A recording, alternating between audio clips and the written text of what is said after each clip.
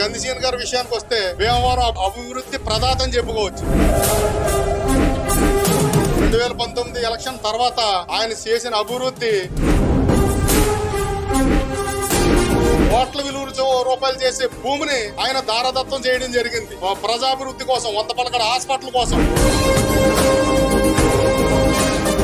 ఒక్క ఎకరంగానే ఒక సెంటు భూమి అయినా అంతకుముందు ఎమ్మెల్యేలుగా చేసిన వారు ఎవరైనా ఇచ్చిన వాళ్ళు ఉన్నారా అని చెప్పేసి నేను అడుగుతున్నాను. ఇటువంటి వ్యక్తిత్వం ఉన్న ఆయన కావాలా మనకి?